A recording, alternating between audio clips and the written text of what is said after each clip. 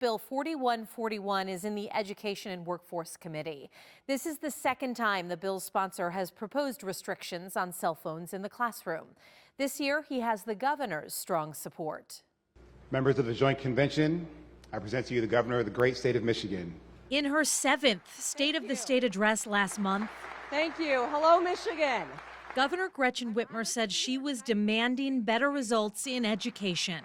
Let's start with phones, which have completely changed our children's lives. The governor called for bipartisan legislation to limit the use of cell phones in class.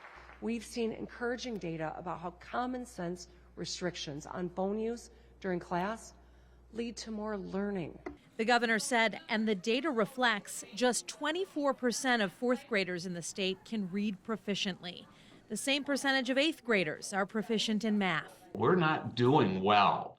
We've got plenty of work to do here. You don't need people, looking at TikTok or browsing the internet for a sale on tennis shoes or something, during geometry. Republican State Representative Mark Tisdall is sponsoring House Bill 4141.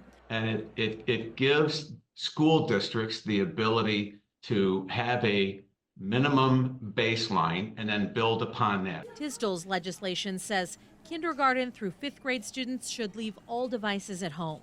6th graders through 8th graders should have their electronic devices turned off during school hours. And students in 9th through 12th grade should have 0 cell phone use during instructional time. This isn't a question that's open for debate.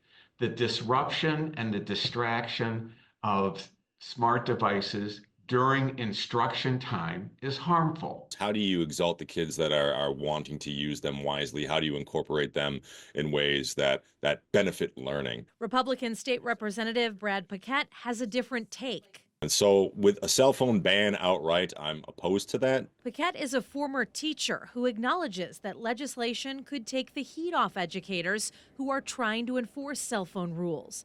But he argues the issue should not be decided by state legislators, but by the local school districts. A lot of time legislation is not very flexible to include teachers who are trying to innovate and to address these problems on their own, which is, what unique school districts are designed to do. They're designed to address the individual young people that are in their classroom. And forthright bans, I'm always hesitant about them. It's not a ban of any kind.